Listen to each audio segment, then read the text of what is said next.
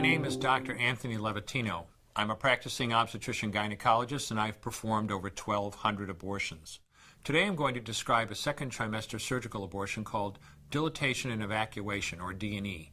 A D&E is performed between 13 and 24 weeks of pregnancy. After administering anesthesia, the abortionist uses a weighted speculum, like this one, that opens the vagina widely. Because second trimester babies are so large, this greater access facilitates a late-term abortion.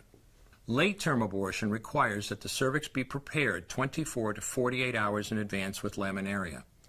Laminaria is a type of sterilized seaweed that absorbs water over 8 to 12 hours and swells to several times its original diameter.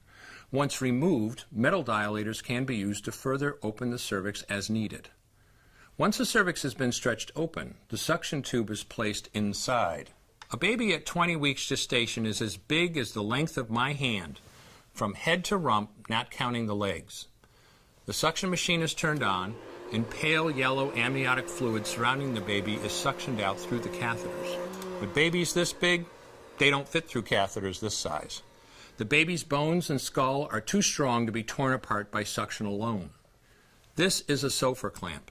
A SOFR clamp is made of stainless steel. It's about 13 inches long.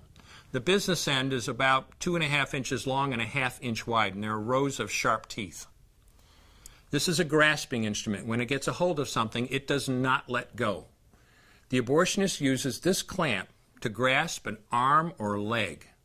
Once he has a firm grip, the abortionist pulls hard in order to tear the limb from the baby's body. One by one, the rest of the limbs are removed, along with the intestines, the spine, and the heart and lungs. Usually the most difficult part of the procedure is extracting the baby's head, which is about the size of a large plum at 20 weeks. The head is grasped and crushed. The abortionist knows he has crushed the skull when a white substance comes out of the cervix. This was the baby's brains. The abortionist then removes skull pieces. He removes the placenta and any leftover parts of the baby with a curette, scraping the lining of the uterus for any remaining tissue.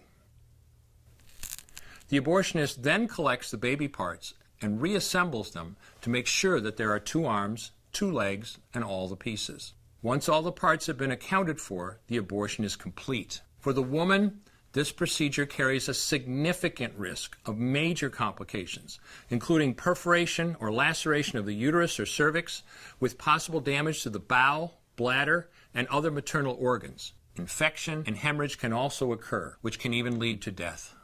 Future pregnancies are also at greater risk for loss or premature delivery due to abortion-related trauma and injury to the cervix. As I mentioned at the beginning, I'm Dr. Anthony Levatino, and in the early part of my career as an OBGYN, I performed over 1,200 abortions.